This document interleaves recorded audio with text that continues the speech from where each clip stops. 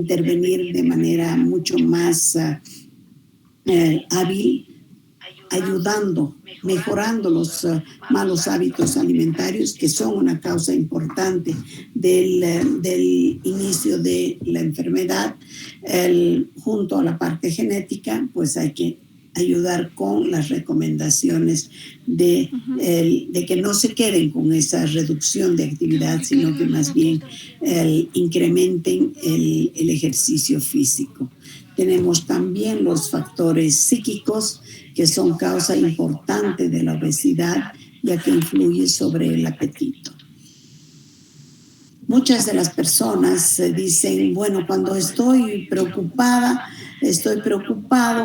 yo como mucho. Pero otros pueden decir, yo no tengo apetito. Hay otro grupo que cuando están tranquilos y felices, sucede también.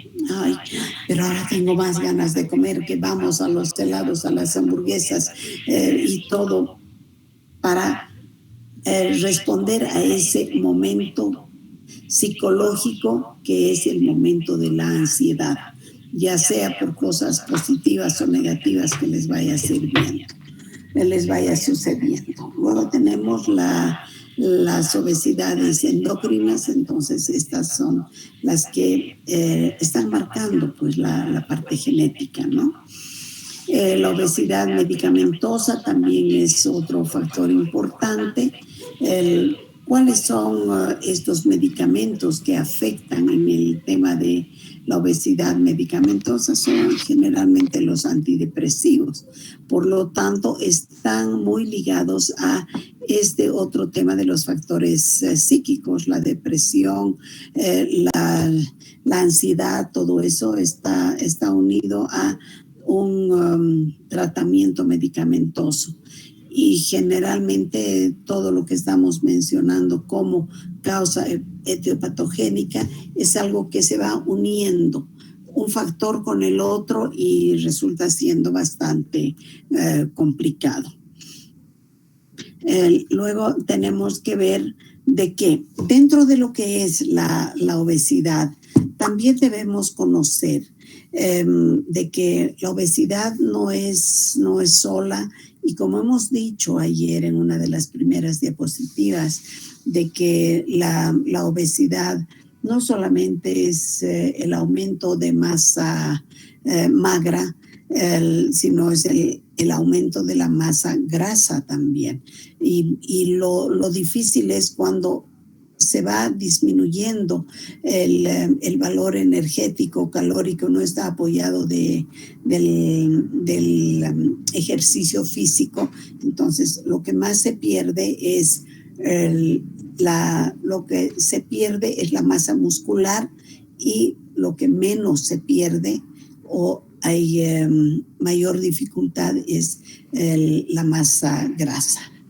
Entonces, dentro de estos conceptos generales, vamos a ver de que la obesidad también tiene una clasificación importante, la clasificación exógena y endógena. Entonces, lo que sucede dentro de nuestro cuerpo a nivel interno con el metabolismo. ¿Qué está sucediendo con el metabolismo? Sí, también dado por agentes externos, pero fundamentalmente eso es interior y es algo que nosotros no podemos controlar.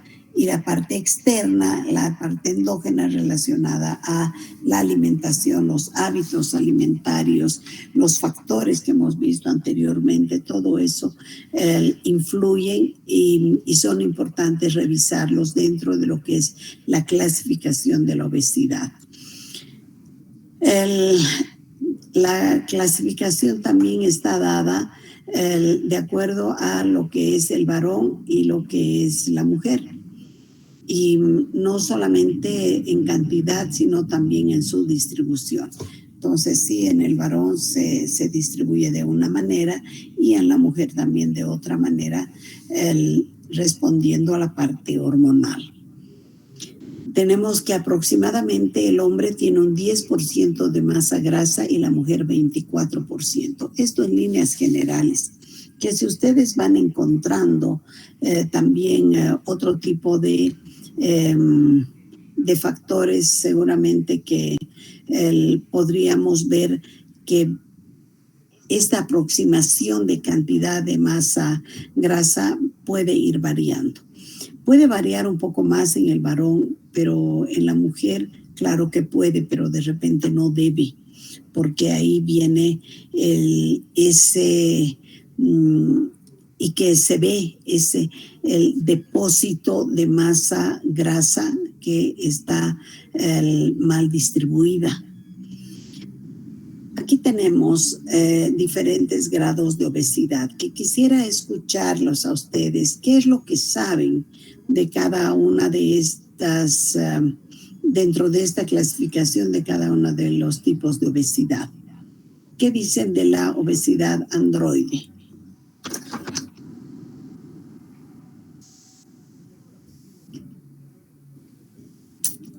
A ver, chicos, ¿qué dicen? ¿Qué saben de la obesidad androide? Licenciada, buenas tardes. Buenas tardes. A ver, adelante, Arina. De la obesidad androide también se lo puede observar por la forma. Generalmente es la forma de una manzana, y ya que engloba todo lo que es la parte de los órganos del aparato gastrointestinal, entonces de la panza hacia arriba, de adelante, a diferencia de la ginoide, e involucra también órganos que son aquí ya órganos como el aparato cardiovascular también. Y por eso también se puede la persona que es obesa y tiene esta clasificación puede tener un ataque cardiovascular también. Bueno, sería un riesgo metabólico, ¿verdad? Sí. Sería el androide. Sí, está muy bien. ¿Alguien quiere complementar este concepto que nos da Aida?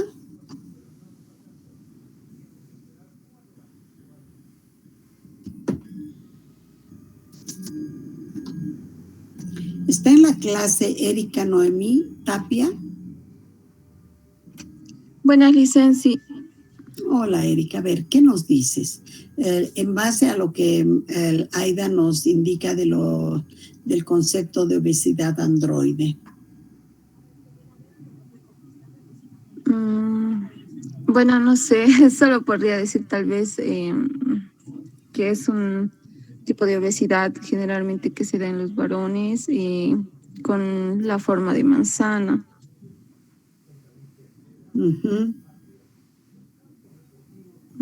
Eso podría aportar. ¿Y cuál es el riesgo de salud? Con la obesidad androide. Problemas cardiovasculares. Está bien, problemas cardiovasculares. ¿Y podrías mencionar alguno?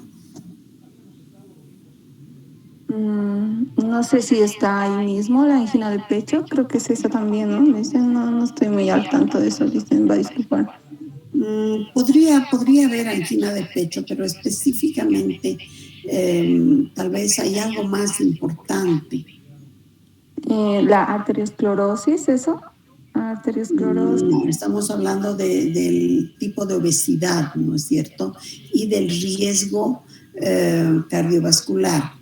Y el riesgo para todos ustedes, el riesgo es bastante alto en cuanto a lo que el paciente con obesidad androide puede sufrir un infarto, un problema de miocardio bastante severo, y por lo tanto se tiene que tomar en cuenta este tipo de obesidad que va a afectar porque está presionando. El motivo por el cual afecta al corazón es de que todos los órganos que están en el tórax están, bueno, de la cintura para allá, y también un poco menos, en realidad sería posterior a las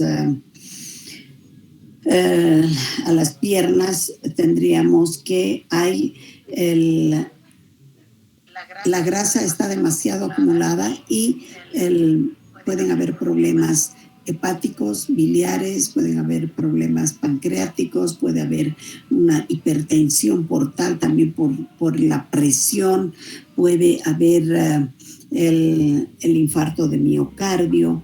Entonces, esto es sumamente importante poder revisar, ¿no es cierto? Y ver y saber y poner al tanto a nuestros pacientes sobre este tipo de obesidad y los cuidados que se debe tener. La obesidad ginoide, ¿qué es lo que dicen? ¿Cómo es? ¿Qué es?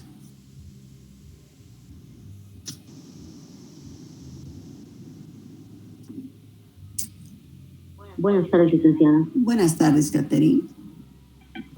Bueno, de la ginoide sería, en este caso, la grasa que está acumulada en los miembros inferiores del cuerpo humano y consecuentemente tendría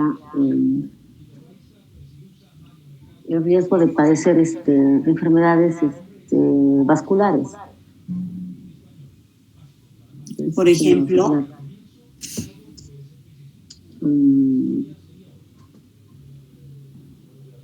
podríamos hablar de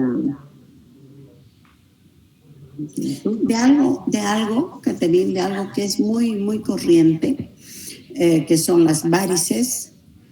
Sí, no me acordaba el nombre de las varices, ¿cierto? Sí, las varices en las piernas y también las varices hemorroidales, porque este tipo de pacientes, como tienen el exceso de peso y la acumulación de grasa a nivel de la cintura para abajo, entonces está afectando a la circulación sanguínea y hay la obstrucción de las venas y por lo tanto se presenta las varices y bueno, las varices que se clasifican en dos partes importantes, siendo las varices de las venas gruesas, donde están engrosadas las venas, y también las venas llamadas arañitas, que son las pequeñitas y que de igual manera afectan, y las varices hemorroidales, que muchas veces producen demasiado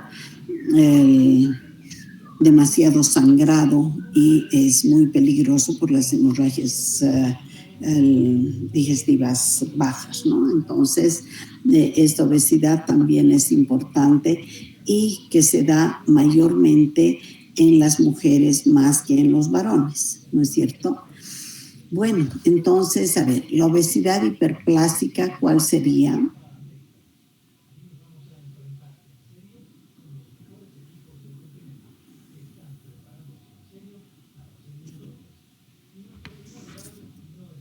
Saraí Rebeca Panoso.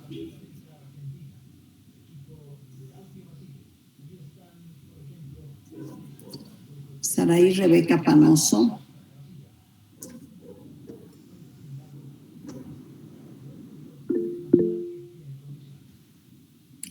Aquí.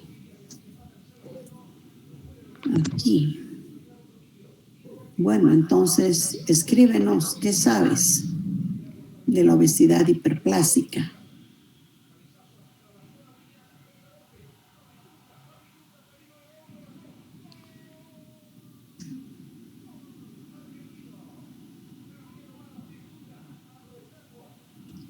¿Alguien quiere apoyar? ¿Alguien quiere ayudar a Saraí? Tampoco. No escribe, no escucha. A ver, Fernando, adelante. Licenciada, esta obesidad que tiene larga duración, desde mucho tiempo, son aquellas personas que arrastran bastante tiempo este problema. Pero, ¿cuál es la característica importante? Porque hay diferencia entre la obesidad hiperplástica y la obesidad hipertrófica. A ver, ayudamos a Fernando. Buenas tardes. Una característica sería que empiezan a ganar de peso importante desde la niñez y o adolescencia. Sí, es una característica importante, pero ¿cuál es exactamente el concepto de obesidad hiperplásica y de obesidad hipertrófica?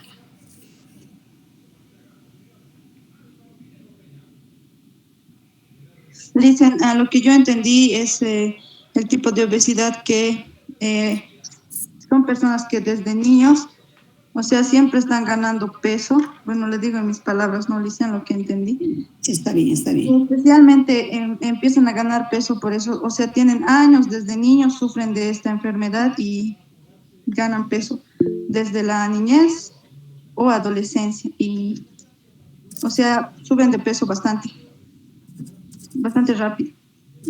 Ya, tenemos eso que sí es importante porque llegan a aumentar de peso mucho más rápido, tienes razón. A ver, escuchemos a Jocelyn, por favor. Ya, buenas tardes, licenciada. La Sí. obesidad hiperplásica es como mis compañeros dijeron, ¿no? Que la persona, o sea, desde niño va a ser obeso y va a tener un aumento en el número de adipocitos. Y la hipertrófica, ellos no son desde niños obesos, pero ya cuando son adultos sí son, y van a tener más grasa, digamos, en los adipocitos, pero no es que van a aumentarse o multiplicarse en número los adipocitos. Ya, tenemos entonces algo más seguramente que ver sobre esta clasificación, ¿no es cierto? Si tenemos que la hiperplásica está relacionada con el número de adipocitos, ¿qué pasa con la hipertrófica?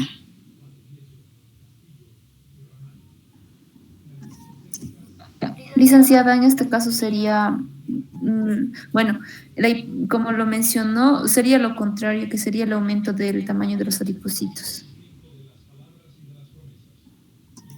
Sí, el contenido de grasa. Si vamos a ver, ¿sí va de ahí? Sí, como decían los compañeros, ¿no? Se va a caracterizar por tener un mayor tamaño y también un mayor número de adipocitos. ¿Cuál? Magros, ¿no? En la hipertrofia. Porque yo quiero que en este momento quede claro y me encanta escuchar las intervenciones de ustedes porque así vamos hablando y vamos sacando lo que es correcto, ¿no es cierto? Porque la obesidad hiperplásica no es lo mismo que la obesidad hipertrófica. Obviamente que en ambas hay un factor común y el factor común es que es la obesidad. Pero, ¿cuál es la diferencia entre una y otra? Catherine creo que solicita el... Buenas tardes, licenciada. Adelante. Sí, bueno, tal vez algo que puede diferenciar a esta es, por ejemplo, en la obesidad hiperplásica, evidentemente va a haber aumento de células adiposas, que no sabemos el número, que puede variar desde niños hasta adolescentes, ¿no? Es un lapso largo. Pero en la obesidad hipertrófica, esto ya va a ser el aumento en personas adultas, es decir, ya no desde niños, pero en este ya no va a haber número de aumento de células adiposas, sino solamente volumen en el número de células que ya existen en el adulto.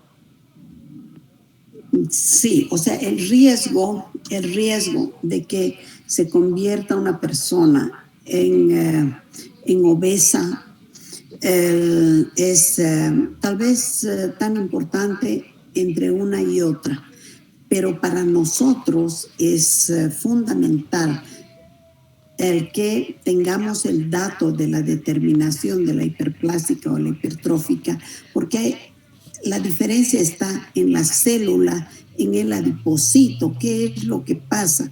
Si bien la hiperplástica está relacionada con el número de adipocitos, vamos a ver de que este número de adipocitos también cuando pase el tiempo van a aumentar de tamaño si es que hay mayor reserva de grasa. Entonces aumentan de tamaño 1 a 1. Cada adipocito aumenta de tamaño y ahí tenemos que hay el aumento de peso y los diferentes grados de obesidad. Y la hipertrófica es aquella que dentro de una célula, dentro de un adipocito, hay muchas otras células grasas y ese es el mayor problema y complicación para el paciente. Ustedes se van a dar cuenta. Cuando tenemos a una persona, hay personas bien gorditas que, bueno, están con un cierto grado de obesidad y su cuerpo es bien durito. Y otras personas que pueden tener el mismo grado de obesidad y su cuerpo es flácido. Hay diferencia, ¿no es cierto? Ustedes han debido ver aquello. ¿Conocen personas así, con esa diferencia? Listen, Sí. los no son jugadores, los que practican el sumo, creo que se llama, no recuerdo bien, son un deporte creo en Japón donde son súper gorditos. Ellos pertenecen a este grupo tal vez, ¿no? De los que son como que obesos, pero sí caminan, sí están activos y incluso pelean. Bueno, estos señores chinos que son, sí, que practican el sumo, son aquellos que realmente se preparan para eso y comen excesivamente, pero también la tendencia tiene que estar en cada uno, porque en realidad estos tendrían que ser unos pacientes hipertróficos donde tienen las células adiposas, está lleno de otras células. Entonces, cuando esas pequeñas que están dentro de una sola célula empiezan a aumentar, entonces hay un desmán, hay demasiada cantidad de grasa que se va dando, mientras que en la hiperplástica es que uno aumenta de tamaño, el otro, y puede darse la diferencia. Por lo tanto, la obesidad entre la hiperplásica y la hipertrófica es que la hiperplásica está determinada por el número de adipocitos que es mayor en este caso, y la hipertrófica indica que las células adiposas, dentro de cada una hay otro número X que puede ser abundante de otras células adiposas. Entonces, ese es el riesgo tal vez mayor y para nosotros resulta siendo mucho más difícil manejar la obesidad hipertrófica que la hiperplásica desde el punto de vista nutricional. Por lo tanto, eso es lo que tenemos que nosotros considerar también en este caso y en este tema, ¿ya? Tenemos, bueno, pasando esto, tendríamos que estamos claros con estos conceptos, ¿no es cierto? A ver, Madaí. Lisa, una pregunta. ¿Y qué pasa con los niños recién nacidos cuando nacen con sobrepeso o nacen más, o sea, no es su peso normal, ¿no? Que lo normal es 300, 400. ¿Qué pasa con esos niños? Igual sería obesidad hiperplástica, dice, o y a la larga tuvieran que padecer de esta obesidad, dicen, o cómo sería eso. Bueno, de hecho, el tipo de células con las que nacemos está definido. No es que se hace la persona, es que se nace con este tipo de adipocitos, de células grasas determinadas. Ahora, con el tiempo, como las primeras intervenciones de ustedes han sido dirigidas al hecho de que pueden llegar a ser obesos cuando son niños. Entonces, ahí está dado. ¿Por qué? Porque la alimentación no ha sido la adecuada, y puede ser que sea esa obesidad hiperplástica o hipertrófica. Entonces no depende exactamente de aquello, pero ¿por qué se nace con esta característica? ¿Ya? Y lo mismo puede darse que recién comienza a engordar después, como hemos visto, ¿no es cierto?, el día de ayer, que hay momentos específicos, hay momentos principales en los que se presenten, son momentos aptos para que se empiece a ver, para que suceda el tema de la obesidad, y en muchos casos viene desde la pubertad y, en fin, lo que hemos ido viendo, la adolescencia, estados fisiológicos que son normales pero son aptos para la obesidad, el embarazo, la lactancia, en fin, y así. Entonces, los niños que nacen generalmente con una obesidad o con células grasas hipertróficas, generalmente en niños ya empiezan a mostrar esas características y que van a llegar a ser obesos con el tiempo, ¿ya? Pero este tema es manejable, y por eso es que desde el momento que nace qué tipo de alimentación, hay que tener un poco de miedo en el concepto de que se dice, bueno, qué lindo está, mira sus piernitas, qué gordito, que esto, que el otro. Tiene que estar equilibrado, y muchas veces los pediatras hablan hasta con un poco de torpeza, pero hay que agradecerles, porque uno lleva al hijo y de pronto está tan feliz, y cuando ya tiene 2 kilos de más o tiene 500 gramos, dependiendo de la edad, eso es lo que se tiene que ir viendo y respetando para que el aumento de peso sea normal. El aumento de peso. ¿Y cuándo comienza ese aumento de peso? En la niñez, el lactante, el preescolar, el escolar, cualquiera que fuera, todo depende del tipo de alimentación con el cual está acostumbrados, sus hábitos alimentarios, y a cómo están, viene desde la familia, ¿no es cierto? Muchos niños comienzan a aumentar de peso cuando van a la escuela. ¿Por qué? Porque van a la escuela no con su merienda saludable, sino van a la escuela con su moneda tremenda saludable, su billete, y ahí se compran todo lo que no deben.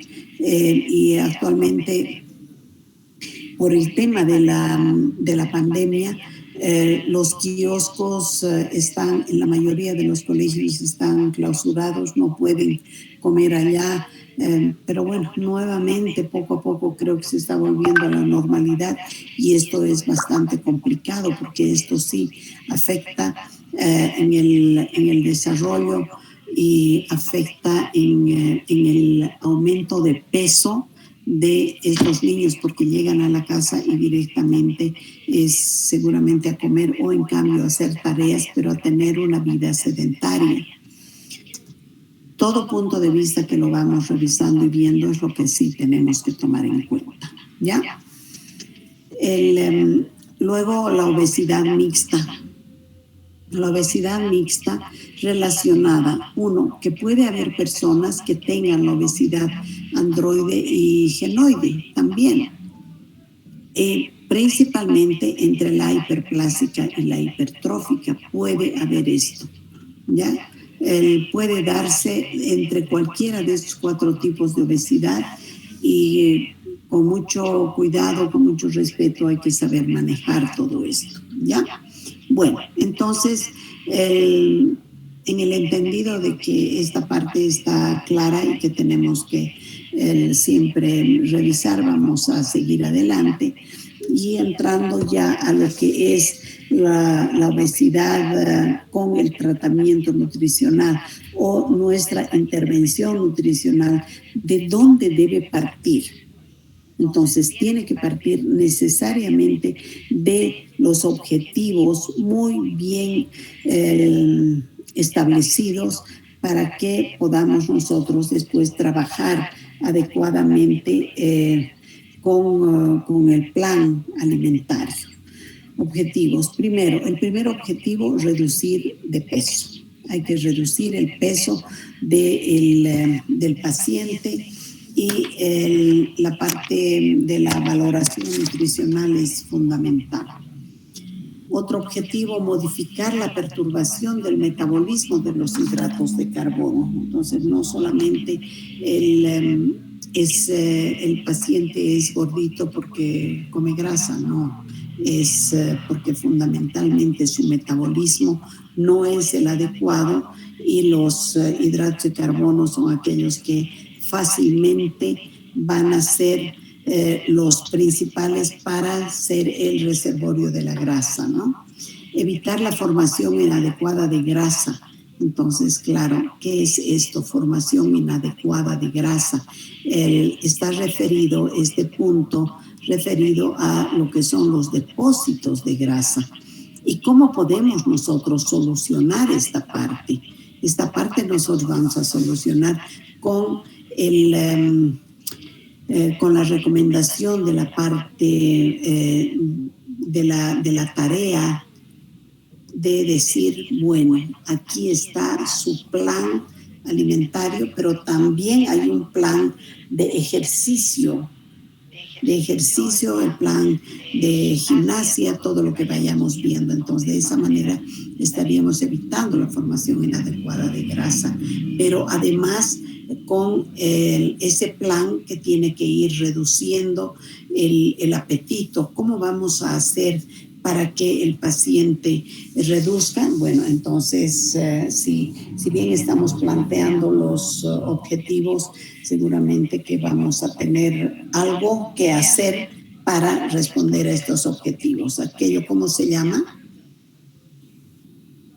Para cumplir con nuestros objetivos, ¿qué tenemos que trazarnos? ¿Metas? Podrían ser metas, pero creo que ¿Estrategia? los objetivos son metas. Muy bien, son estrategias, ¿no es cierto? Entonces hay que ver, las estrategias son el cómo vamos a lograr, cómo vamos a llegar a esos objetivos que son nuestra meta, ¿ya? Entonces ahí eso tenemos que ir viendo y la estrategia fundamental para reducir el apetito generalmente es modificar los hábitos alimentarios, hacerle conocer cuáles son cuál es la característica de una alimentación saludable. Hay que ver de que nuestra dieta, que es lo que a nosotros nos interesa, sea fraccionada, sea saludable. Otro objetivo, evitar el incremento de la producción de insulina. Entonces, también esto, ¿cómo vamos a evitar? Esas estrategias son las que nos interesan bastante para poder analizar. Evitar ese incremento de la producción de insulina también es mediante la alimentación, mediante el ejercicio, pero tenemos que estar bien ubicados, así, bien paraditos donde nos corresponde. Saber cuáles son nuestros objetivos, cuáles tienen que ser nuestras estrategias, ¿ya? Y aquí, dentro de las estrategias para responder a esos objetivos, vamos a ver de satisfacer los requerimientos nutricionales del paciente. Entonces, si nosotros estamos conscientes de que nuestro paciente tiene que estar alegre, tiene que estar contento porque sí come bien, está bien alimentado. Escuchen, está bien alimentado. Entonces, ese bien alimentado, ¿qué significa? Significa calidad. Cuando el paciente dice, y puedo comer un poquito más cuando le mostramos, digamos, la división del plato, ¿no es cierto? Y puedo comer un poquito más porque a mí me gusta este otro alimento. Entonces yo ahí voy jugando, ¿no es cierto? Muy pocas personas dicen, ¿y me puede dar autorización para comer más de la mitad del plato de verdura? Creo que no hay esa gente. Entonces, lo que más extrañan son los carbohidratos, son las carnes también, las carnes que son peligrosas, ¿no? Porque lamentablemente la proteína va sumamente unida a lo que es la grasa cuando estamos hablando de proteína de origen animal. Entonces, ahí van estos detalles y ustedes tienen que acordarse, tienen que responder a esto todo el tiempo para cuando están frente a un paciente con características como las que estamos mencionando en este momento, y no solamente con el tema de la obesidad, también con el tema del paciente diabético, y lo mismo con un paciente dislipidémico, hipertenso, cardiovascular, en fin. ¿Por qué? Porque todo esto tiene que integrarse. Es como un engranaje, ¿ya? Es un engranaje que hay que verlo para poder analizar por qué. Porque cada paciente responde a su propia individualidad.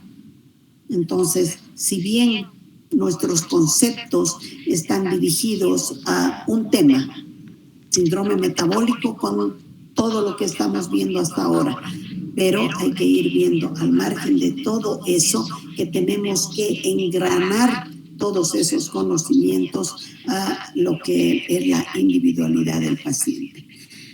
Una vez más, la dietoterapia es el arte de curar a través de los alimentos. Arte de curar a través de los alimentos, ¿no es cierto?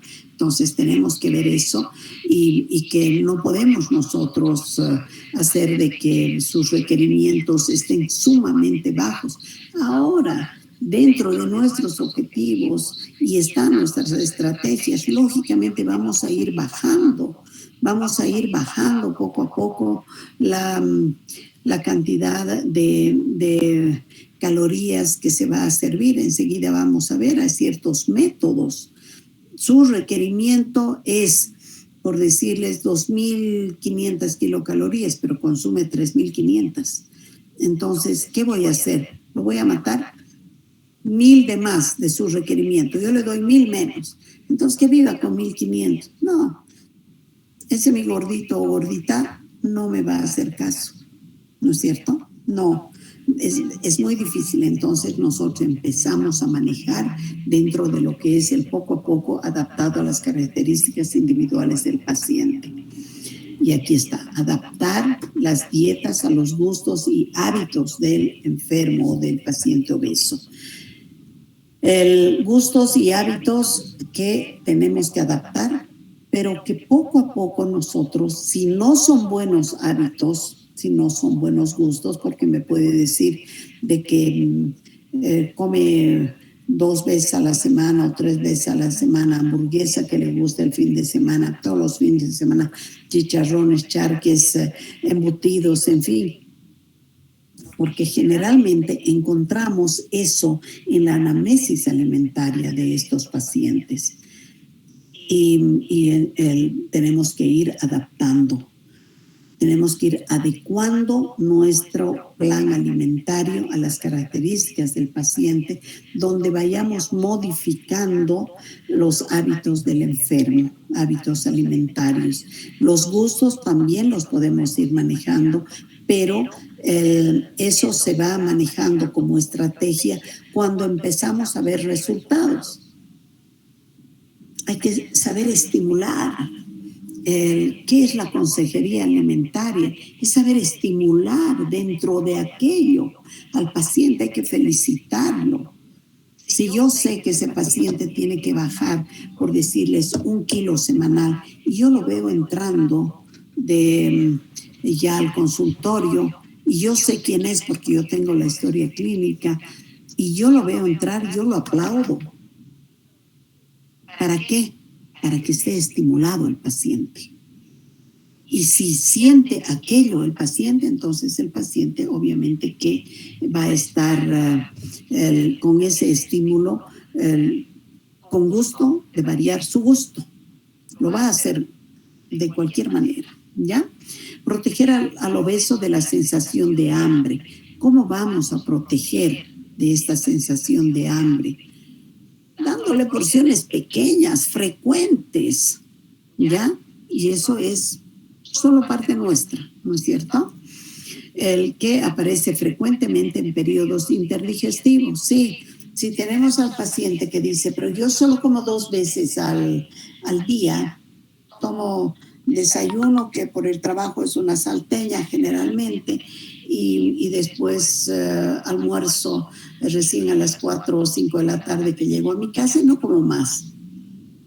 Ahí estamos para decirle, orientar al paciente. Tenemos que proteger de esa sensación de hambre porque llega, ¿qué organismo, díganme, va a estar desde las 9 de la mañana hasta las 4 o 5 de la tarde sin comer? No, puede ser que se acostumbre, pero ahí viene ese, yo le podría decir, ese zarpazo que da el metabolismo de nuestro propio organismo. Aire, así puede ser aire, es agua, es cualquier alimento sencillo que fuera, que lo atrapa, lo transforma y lo guarda como grasa y no da la energía que debería dar. Entonces, vamos viendo proteger al obeso de la sensación de hambre que aparece frecuentemente en los periodos digestivos, interdigestivos. Entonces, esto hacemos dándole cada 2 horas. No puedo por el tiempo de la oficina, de mi trabajo, en fin. Entonces, hay que enseñarle cómo tiene que hacerlo. Puede estar bien sentado en la oficina, pero tener una postrerita, un bol pequeñito y decirle ahí van a estar sus maníes, va a estar sus pistachos que sabe comer, el chuchusmoti, en fin, ¿no es cierto? Entonces, que sepa que a cierta hora tiene que comer una porción pequeñita, pero que le va a distraer al estómago, y ese es el punto fundamental para darle trabajo y que ese metabolismo empiece a actuar y que no esté tan lento, porque cuando está tan lento es cuando guarda todo como reserva y la reserva es grasa. Facilitar la preparación de las comidas. Esta es otra estrategia fundamental, chicos. A ver, ¿quién me dice cómo podemos hacer? Yo les estoy hablando de las estrategias cuando ustedes deberían decir.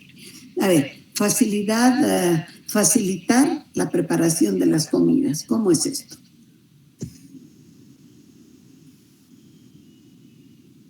¿Cómo harían ustedes teniendo a un paciente obeso grado 2 y que tiene que disminuir de peso dentro de nuestros objetivos y nuestras estrategias? Queremos tenerlo en 2 meses de 110 kilos en 100 kilos. ¿Qué harían ustedes?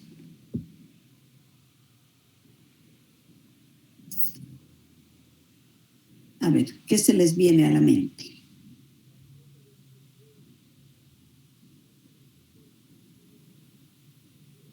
No hay nada. Georgina, ¿estás en clase? Sí, Listen, buenas tardes. Buenas tardes. A ver, ¿qué dices? Podría ser enseñarle cómo preparar su comida de una forma rápida, obviamente de acuerdo a lo que necesita, ¿no? Porque a veces, muchas veces no sabemos cómo prepararlo, combinaciones de los alimentos, cosa de que sea rico comerlo y hacerlo. Eso podría ser, Listen. Me parece muy bien. Porque si nuestro paciente no sabe lo que va a comer, no sabe cuánto tiene que comer, nosotros le tenemos que dar todas las armas, ¿no es cierto? Facilitar la preparación de las comidas. Uno es el conocimiento de preparaciones saludables y otro es el cómo va a lograr esas preparaciones.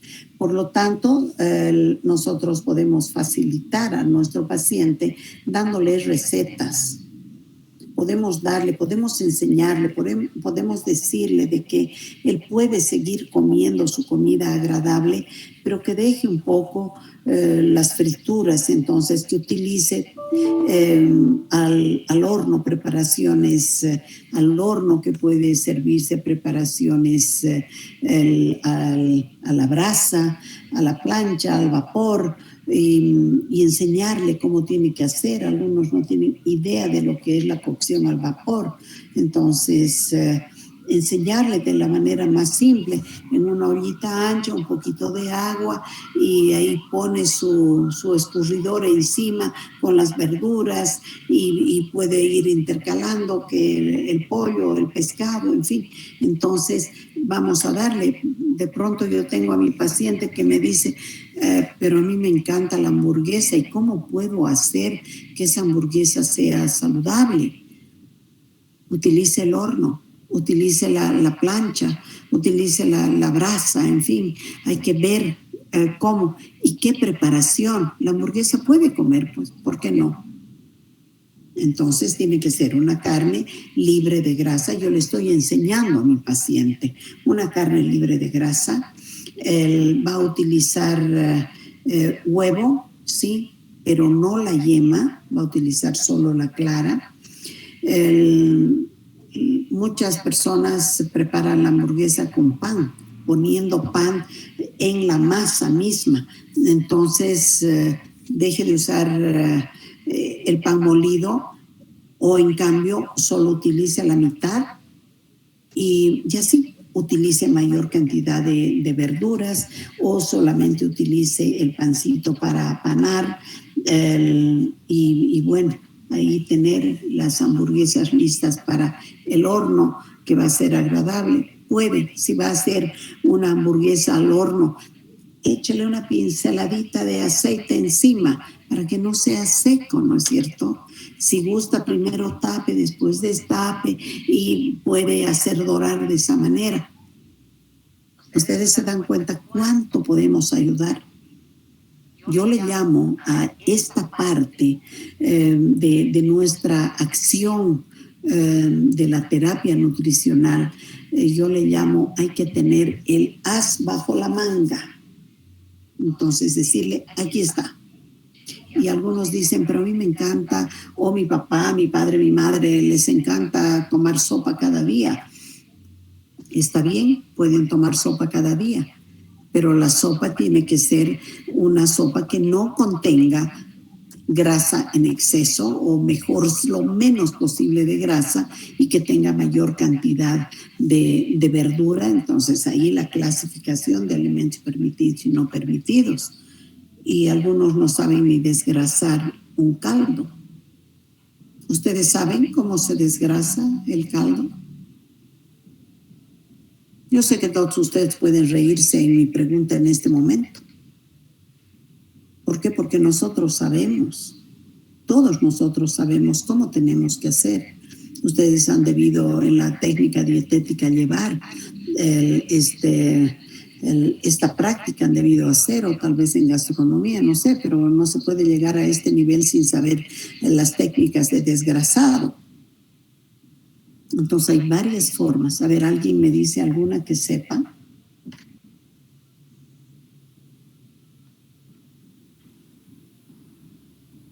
Licenciada, quizás poniéndole limón a la hora de servirse, ¿puede ser algo que ayude?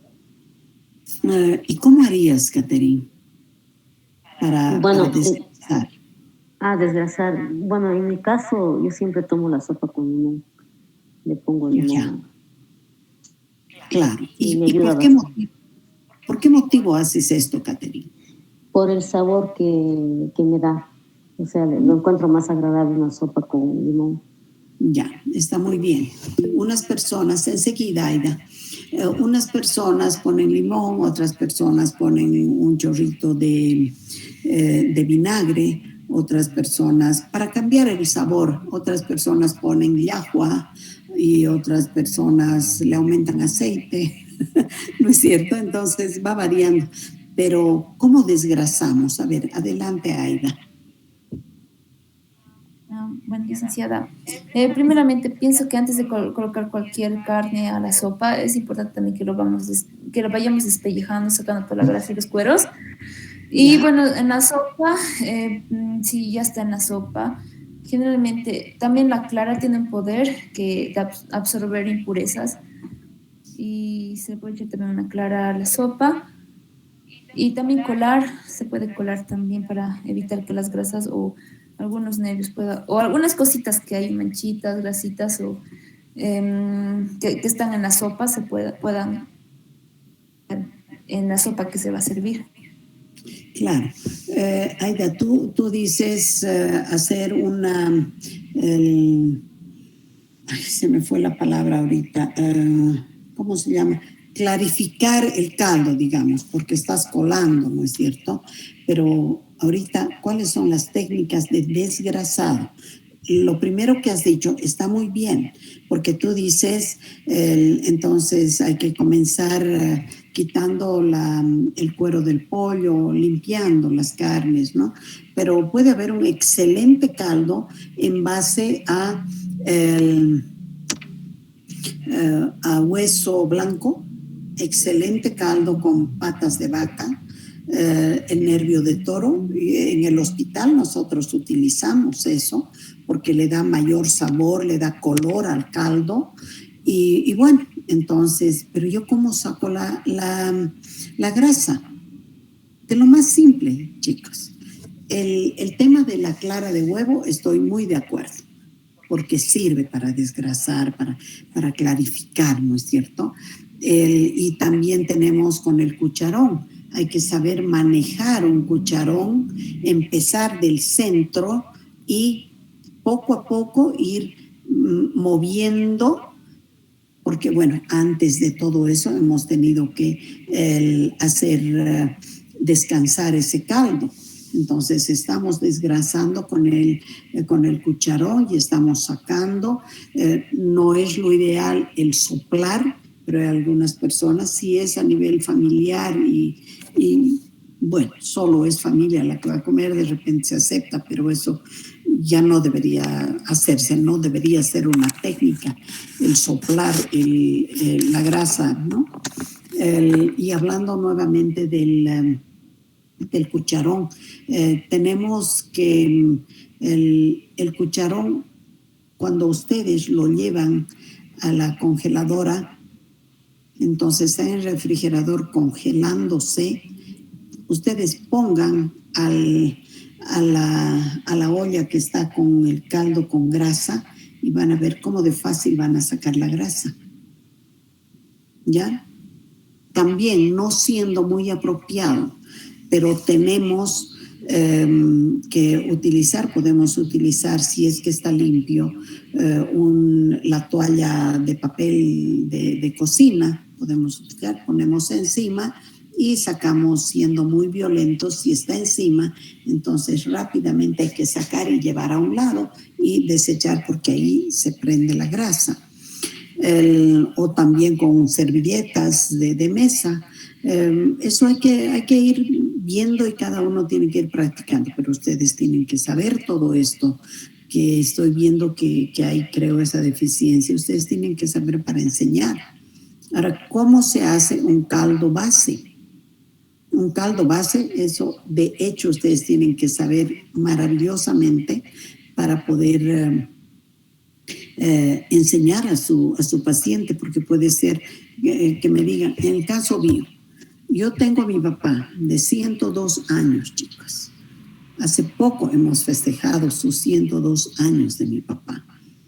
Y a él le encanta, como toda persona antigua, le encantan las sopas. Le gusta variar con las laguas, los chapecitos y demás, pero dada la edad, yo no puedo permitir que se le dé lleno de grasa. hago lo que Aida nos decía. Primero, una buena carne que esté libre de grasa. Después, que, bueno, tengamos todo preparado para hacer las sopas, pero se le quita la grasa de encima. Entonces, no tengo por qué limitar a mi padre o a mi madre, porque también de 97 años sigue conmigo. A ninguno le puedo limitar, como ustedes no pueden limitar a su familia y decirle, pero yo he aprendido porque yo soy nutricionista, nutricionista, estoy estudiando nutrición y las sopas no sirven para nada, porque hay muchos conceptos. Yo les aseguro que si ustedes levantarían la mano, encontraríamos muchos que dicen que la sopa no sirve. La sopa sirve bastante, pero hay que saber prepararla. No es que no sirve, porque el líquido caliente en el estómago es fundamental. Tiene que entrar un líquido caliente cuando se está sirviendo un alimento como es el que incluimos a la hora del almuerzo. En nuestro medio no hay para la hora de la cena, pero en el altiplano, Oruro, Potosí, La Paz, siempre hay ese caldito ligero, pero no tiene que tener grasa, tiene unos cuantos arrocitos o fideitos por ahí, lo que fuera. Sémola utilizan mucho en estas sopas de la tarde, en fin. Entonces, todo eso, chicos, es lo que tenemos que ver. No podríamos terminar nosotros nunca de hablar de todo lo que nosotros tenemos que saber. Yo sé que a mí no me alcanza el tiempo y algunas cosas las paso rápidamente, pero hay que hablar. Y dentro de todo esto que estamos hablando en este momento, lo fundamental es motivar al paciente. Bueno, mi querido paciente, mi querido señor X, usted sí va a comer lo que le gusta, pero va a comer de esta forma, lo va a preparar de esta forma, va a comer esta cantidad. Vamos a dividir. Si la consulta nos permite, podemos nosotros proporcionarle el menú de un día, de 2 días. Si me paga bien, le doy de una semana, de 15 días. Ahí hay que ver, porque también nuestro trabajo tiene su gran valor. Entonces, vemos. Pero en mi oficina, yo soy empleada pública, en mi hospital, yo no cobro ni un centavo, pero yo le doy lo mejor que puedo a mi paciente, porque ese paciente está en su derecho, ya que acudió a la consulta nutricional, tiene que irse satisfecho. En varias consultas, si es un postoperatorio, en 2 consultas, si está fuera, hay que ver. Los pacientes metabólicos son los que más nos complican la vida. Por lo tanto, hay que estar atentos a trabajar y motivar al paciente para que vuelva. Los pacientes vuelven felices, pero hay otros que vuelven enojados. No puede cumplir. Me ha dado tan difícil. Si yo no entiendo esto, es que no, tal vez, no me atendió cuando yo le explicaba. Por eso hay que hacerlos despertar cada momento. Mire usted, don Juanito, entonces esto es lo que tiene que hacer. Está viendo, le gusta esto, atraerlo, ¿no es cierto? Y el paciente tiene que irse motivado. Ahora puede ser que también el nutricionista se descuide de algunos detalles, pero se da cuenta para la siguiente consulta y hay que arreglarlo. Tenemos que mejorar todo. Bueno, dentro de las estrategias, entonces, chicos, tenemos mucho que ver, mucho que hablar, mucho que trabajar y ustedes pueden ir creando, no esto que yo les estoy dando, pero me gustaría que ustedes hoy mismo elaboren algunos otros objetivos y estrategias para este tema, ¿ya? Y estrategias, digamos, unos 3 objetivos con sus estrategias. ¿Pueden hacer? Hoy día mismo van a hacer, ¿ya? Después que termina la clase, yo les voy a pedir solo 5 minutos para que elaboren aquello. Y van a ver que ustedes van a tener de repente mejores ideas de lo que yo les estoy dando aquí. Aprovechen todo momento. Ustedes están en lo mejor de lo que es el estudio. Adelante, Aida.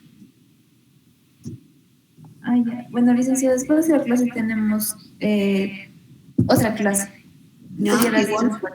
No sé yo. Ustedes hacen entonces, ya, no será 5 minutos de hoy, será hasta la noche. ¿Ya? Entonces, está bien, ahorita no es hora. ¿Individual, licenciada?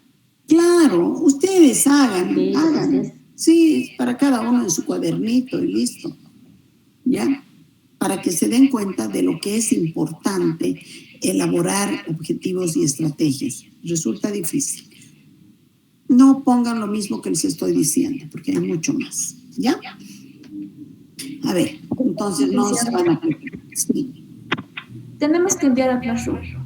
No. En su cuadernito nomás háganlo ustedes. ¿Ya? En su cuaderno anoten lo que están haciendo, pero que a nadie le falte. Bueno, háganlo. Bueno, después de esto, ¿qué tenemos que ver? Ahora sí es lo que más nos interesa y nos está faltando 15 minutos. Pero vamos a ver, métodos empleados para reducir de peso. Y dentro de estos métodos, también un objetivo es el que la pérdida de peso sea lenta y progresiva para adecuar al organismo paulatinamente. Por eso les hablaba yo de la consulta, 1, 2, 3 consultas van a volver nuevamente. Entonces ahí es posible. El paciente metabólico es el que más nos ocupa en tiempo. Entonces, cuando tiene que disminuir de peso, hay que estar controlando también las otras características del paciente. Y esas otras características son las que tenemos que ir viendo, signos, síntomas, tiene dislipidemia, cómo está su creatinina, cómo está todo el examen laboratorial. Si podemos alcanzar a verlo, lo vamos a hacer y vamos a aplicar dentro de lo que es nuestro principal objetivo, que es la pérdida de peso. Entonces ya sabemos que esa pérdida de peso debe ser lenta y progresiva, con el objetivo fundamental de que sea adecuada al organismo, ¿ya? La pérdida brusca de peso puede esperarse solamente después de aplicar ciertos regímenes de alimentación intolerables. ¿Por qué se menciona esto? Porque en algún caso, que generalmente es el paciente cuando está internado, el paciente cuando tiene que bajar de peso 8 kilos en una semana, entonces en la casa no lo va a hacer. Tiene que hacerlo intrahospitalariamente y tiene que, para estos pacientes están prohibidas las visitas, todo. Por lo tanto, se puede hacer esta pérdida de peso solamente en el caso de un preoperatorio importante, digamos, ¿no? Y son regímenes muy difíciles de 500 kilocalorías, en fin, pero contrafraccionada. Entonces, el fraccionamiento, repitiendo, es muy importante. Hay que cuidar, no puede ser por mucho tiempo.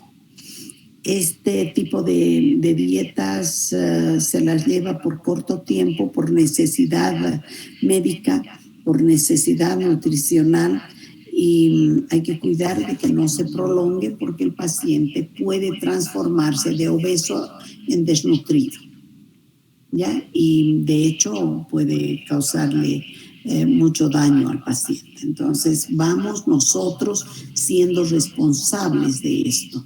Estas generalidades es lo que podemos decir dentro de lo que vamos a hacer primero, de ir conociendo lo que tenemos que trabajar en nuestros métodos. El control de pérdida de peso no debe ser mayor a 4 kilogramos durante el primer mes. Por lo tanto, vamos a ver que va a ser de medio a 1 kilo por semana. Entonces, después de eso, igualmente vamos a pensar que va a ser de medio a 1 kilo mensual. así poco a poco que vaya bajando, porque al principio se baja más y después hay un poco de resistencia, ¿no? Para formular la receta dietoterápica debe primeramente investigarse. Tenemos que saber el peso actual de nuestro paciente, el peso teórico del paciente y sus hábitos alimentarios. Entonces nosotros dirigimos nuestros esfuerzos a estos 3 puntos importantes.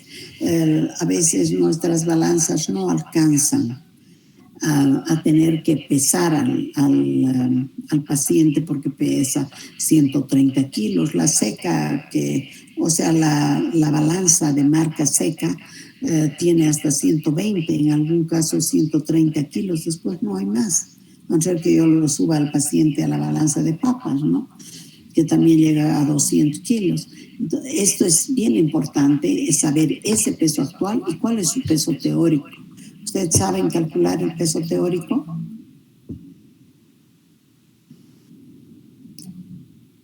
Bueno, deben saber todos. Luego los hábitos alimentarios tenemos que conocer mediante la anamnesis alimentaria. Y bueno, entonces tenemos los métodos que se mencionaba y el cálculo del requerimiento es sumamente importante. Y para este cálculo del requerimiento calórico total tenemos el método basado en la anamnesis alimentaria que estamos repitiendo 20 veces el día de hoy. Una vez que obtenemos nosotros este valor calórico o requerimiento calórico total, vamos a pensar en base a la anamnesis alimentaria, ¿ya? Estamos hablando, este método está basado en la anamnesis alimentaria. Nosotros nos damos el trabajo y obtenemos la cantidad de alimento, de calorías y de todos los macro y micronutrientes que ingiere el paciente. Y de este total podemos reducir entre el 20 y el 30%. Esto es poco a poco. Si tenemos un paciente con 3.000 kilocalorías, ¿cuánto voy a disminuir? ¿Cuánto puedo disminuir? ¿Cuánto es 20 y 30%?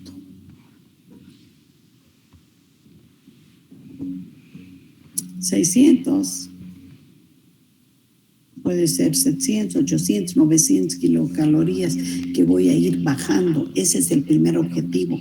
Entonces, si ese paciente había sabido comer 3.000 kilocalorías en el día, yo comenzaré con 2.000, le voy a bajar a 2.600. No va a ser notorio tal vez, o tal vez que sí, entonces yo voy viendo aquello, ¿no? Hay un inconveniente con el método basado en la anamnesis, y ese inconveniente es que muchas veces se obtienen cifras poco exactas, y porque puede ser que el paciente no sea una persona sincera y que nos diga las cosas como verdaderamente son en cuanto a su alimentación. La ventaja es de que la ventaja es para nosotros, y esa ventaja viene marcada porque permite conocer las preferencias alimentarias del paciente. Dentro de la anamnesis nosotros hacemos muchas cosas. Podemos ver frecuencia de consumo, podemos ver las preferencias, ¿no es cierto? Entonces, aquello es lo que nos ayuda a que nosotros podamos trabajar de la manera más adecuada, y que esa adecuación sea la que nos lleve al éxito con nuestro paciente. En base a eso, nosotros podemos plantear nuestra dieta. Ahora, este método basado en la anamnesis alimentaria es un procedimiento que puede utilizarse casi de manera exclusiva cuando el paciente no tiene un exceso de peso demasiado alto, ¿ya? O cuando su grado de obesidad digamos, está hasta un nivel de obesidad grado 1 en relación al índice de masa corporal. Grado 1 podría estarse pensando también en un intermedio hasta grado 2, pero digo intermedio porque nosotros manejamos números, ¿no? Y ahí ir viendo, entonces podemos hacer de que el paciente pueda retroceder, pueda mejorar. Y si tenemos a un paciente con sobrepeso y sobrepeso en el límite superior, qué mejor. Entonces aquí sí se puede trabajar de la mejor forma con este método basado en la anamnesis alimentaria. Otro método es el método de Knox. Es muy fácil la determinación del requerimiento calórico total, donde vamos a multiplicar el peso teórico por 24. El peso teórico por 24, que es 24 horas del día, y ahí tenemos. Entonces, peso teórico. Mi peso teórico, el mío como Daisy, tiene que ser 60 kilos. Entonces, hago 60 por 24. ¿Cuánto me corresponde? Esa es la cantidad. Según este método, esa es la cantidad que yo requiero de calorías en el día. Por lo tanto, yo tengo que saber dónde debo manejar. Por lo tanto, para mi paciente, dentro de este ejemplo, bueno, aquí justo resulta igual. En el ejemplo, hombre de 52 años de edad, de talla 1,60, el peso actual es de 100 kilos y el peso teórico es de 60. Entonces, el método de Knox nos da para obtener el requerimiento calórico del paciente ese peso teórico por 24 y es igual a 1.440 kilocalorías. Si hay un paciente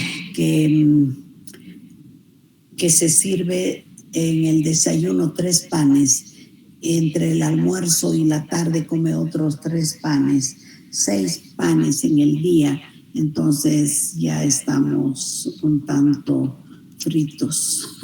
Nosotros estamos fritos. ¿Por qué? Porque ¿cuánto tiene de calorías un pan de 60 gramos? ¿Alguien sabe? Un pan de 60 gramos va por las 200 calorías. A no ser alguien está viendo, puede ser de que mi cálculo no esté bien, pero ahí estamos. Ese es un promedio. Y hay que ver de que en ese caso tenemos que ir disminuyendo la cantidad de ingesta de los alimentos que mayor cantidad de energía proporcionan. Vamos variando y vamos mejorando. ¿Ya? Entonces aquí tenemos este método de Knox, el que nos va a servir. Es fácil, solamente necesitamos el peso, la talla, el peso teórico y bueno, aquí vemos ya con cuánto vamos a trabajar. Muchas veces este método de Knox nos permite, más bien no nos permite comenzar porque resulta siendo un poco bajo. Porque si ustedes se ponen a analizar, un paciente que pesa 100 kilos y le corresponde 60 kilos como peso teórico, yo creo que 1.440 kilocalorías es demasiado poco. Por lo tanto, el método de Knox tenemos que saber aplicarlo de acuerdo a la conveniencia, qué es lo que nosotros queremos y cómo vamos a ir bajando. La regla no es 100%, porque también sabemos que cómo determinar el requerimiento calórico total, bueno, ya lo sabemos. Harris Benedict, por actividad y factor de lesión, ¿no es cierto? Entonces, bueno, ahí está. Ya tenemos que ir viendo todo esto, ¿ya? Entonces, chicos, no voy a perjudicarlos en el inicio de su próxima clase y vamos a terminar aquí en esta porque faltan los métodos, ¿ya? Entonces, tenemos para para nuestro examen hasta este punto que acabamos de hablar. ¿Ya? El día jueves, entonces, nos vemos en el aula que nos corresponde, y los que vayan llegando temprano vayan poniendo en bonito los asientos y allá estamos para el examen. ¿Ya? Chao, chicos. Buenas tardes. Chao, chao. Buenas tardes, hasta luego. Ya. Chao.